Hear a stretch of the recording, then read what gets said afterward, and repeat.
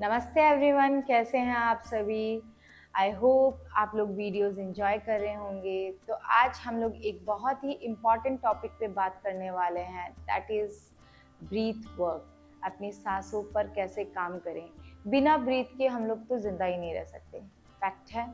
और हम लोग इसी को बहुत ग्रांटेड लेते हैं। अगर मैं बात करूँ डे टू डे लाइफ में हम सिर्फ हमारा 60% लंग्स यूज़ करते हैं, बिकॉज हमें ब्रीथिंग करनी कैसी है यही हम भूल चुके हैं।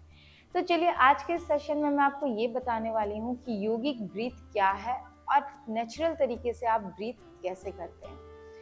तो इसके लिए मैं नील डाउन पोजीशन में आऊंगी ताकि आप लोग को अच्छे से एक्सप्लेन कर सकूं। Now this is your abdomen and this is your chest. इन दोनों के बीच में एक पोर्शन अपना बॉडी पार्ट होता है, दैट इज डायफ्रैगम।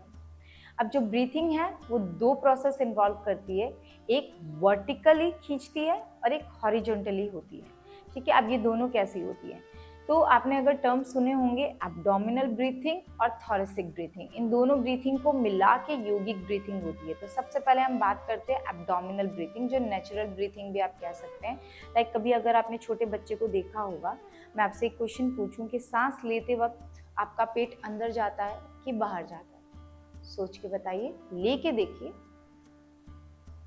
अगर आपका आंसर है कि पेट अंदर जाता है सांस लेते वक्त, तो मैं बता दूं कि आप बिल्कुल गलत हैं। सांस लेते वक्त आपका पेट बाहर की ओर निकलता है। ये हम जबरदस्ती नहीं निकालते, ये नेचुरली बाहर निकलता है। छोटे बच्चे को आपने सांस लेते हुए देखा होगा, उसका पेट ऐसे फूलता है और अंदर जाता है, फूलता है और अंदर जाता है। अब ये क्यों होता है? हमारे यहाँ पे जो डायफ्रैगम है, जब भी हम ब्रीथ करते हैं हमारा जो चेस्ट है वो हॉरिजॉन्टली एक्सपांड होता है, उसके कारण ये नीचे की तरफ शिफ्ट होता है।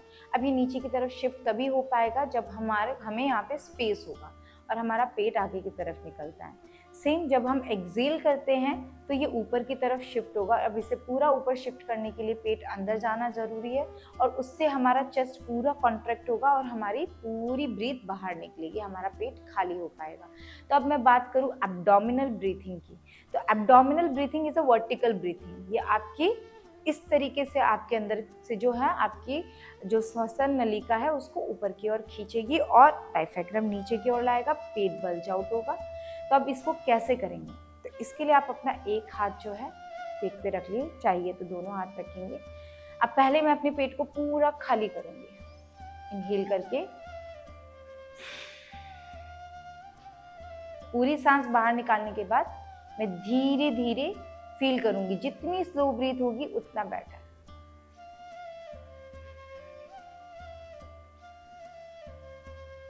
होल्ड, अब धीरे धीरे से छोड़ूंगी।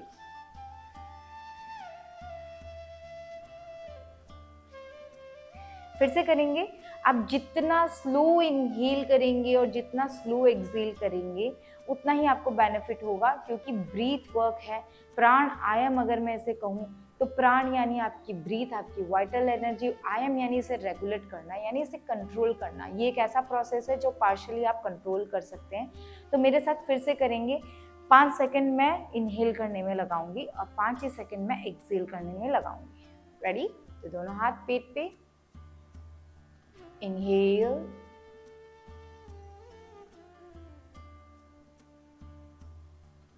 hold, exhale,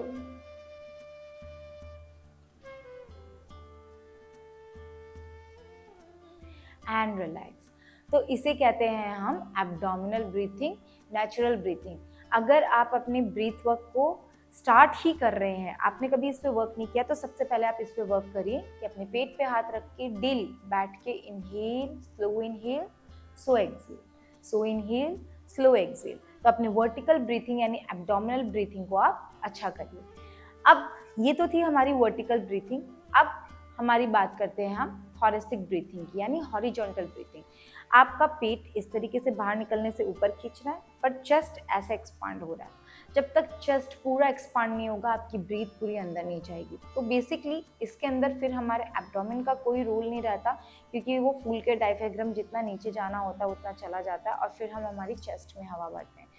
तो आप अपने दोनों हाथ जो है अपने चेस्ट पर रखें एंड अपने पेट को बिना छेड़े कोशिश करिए कि आपकी चेस्ट को आप एक्सपेंड करें। तो इसके लिए भी अगेन मैं पूरा एक्सेल करूंगी पहले। नाउ इनहेल,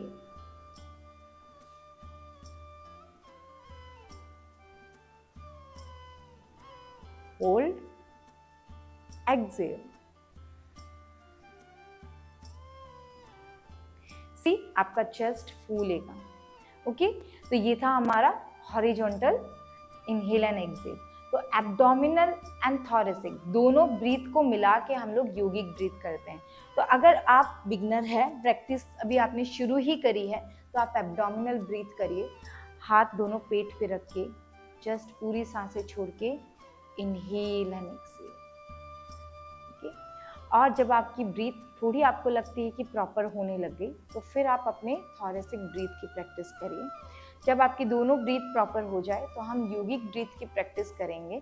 आप चाहें तो डायरेक्ट योगिक ब्रीथ की प्रैक्टिस भी कर सकते हैं, बट आपको मेक श्योर होना पड़ेगा कि आपकी दोनों ब्रीथ प्रॉपर है।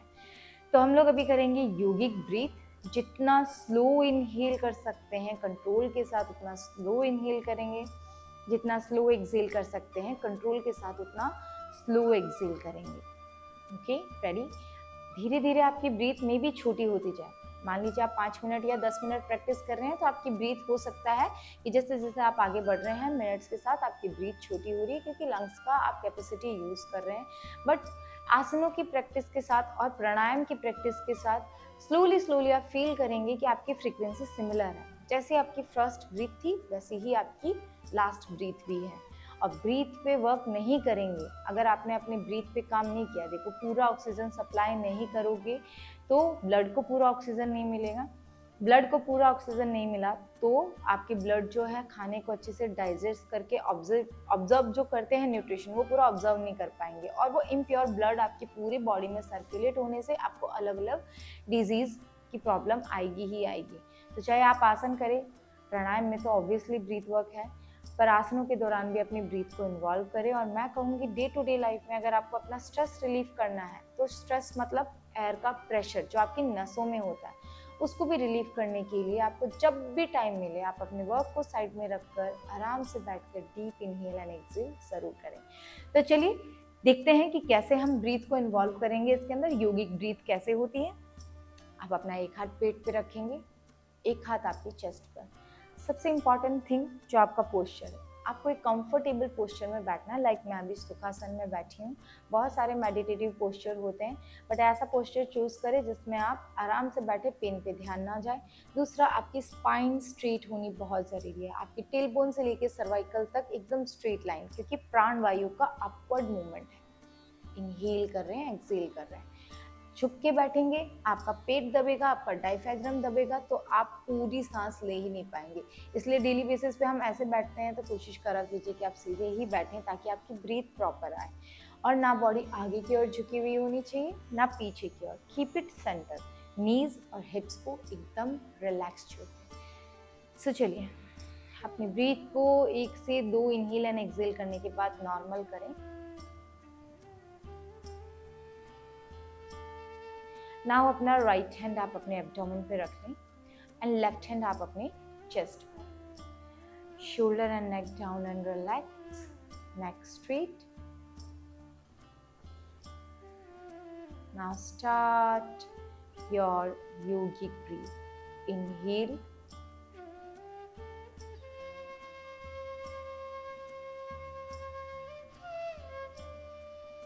Hold,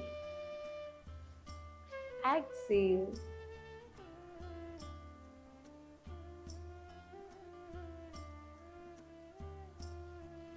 and relax. One more thing, जब आप योगिक ब्रीथ करते हैं तो पहले आपका एब्डोमिनल ब्रीथिंग होता है, यानी आप जो सेकंड्स हैं यहाँ आपके सेकंड्स ज़्यादा लगने चाहिए, यहाँ कम। 3 सेकंड्स आपने अपने एब्डोमिनल ब्रीथिंग में लगाए और 4 सेकंड्स आपने अपने थोरेसिक ब्रीथिंग में लगाए। तो पहले पेट फूलेगा, देन चेस्ट एक्सपांड होगा, और रिवर्स के अंदर आपको एक्सेल करना है, यानी आपका पहले चेस्ट कॉन्ट्रैक्ट होगा और फिर आपका एब्डोमेन अंदर जाएगा। यानी आपने 3 सेकंड्स एब्डोमेन में लगाए और 4 सेकंड्स आपने थोरेसिक्स में लगाए। तो एक्सेल में भी 4 सेकंड आपको थोरेसिक एक्सेलेशन में और 3 सेकंड आपके एब्डोमिनल एक्सेलेशन में होने चाहिए। तो एक बार फिर से कोशिश करके देखेंगे। Just close your eyes and sit straight and just inhale and exhale. Calm down your breathe first.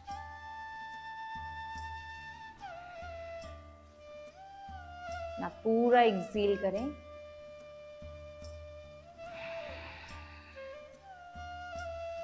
Now start from abdominal.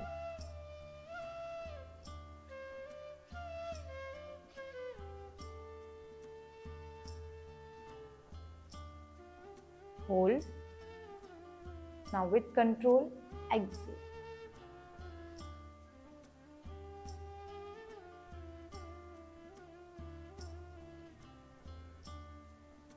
And relax. इसी तरीके से आप अपने ब्रीथ वर्क पे प्रैक्टिस कर सकते हैं। बहुत ही इम्पॉर्टेंट है। अगर आपसे बिल्कुल भी आसन उसकी प्रैक्टिस नहीं होती है और आप बेसिक भी प्रैक्टिस नहीं कर पा रहे हैं, आप बेड पे बैठे बैठे, कहीं भी बैठे बैठे अपनी योगा जर्नी की शुरुआत ब्रीथ वर्क से ही करें। आई होप आपको ये वीडियो अच्छी लगी होगी। मिलते हैं नेक्स्ट वीडियो में। नमस्ते।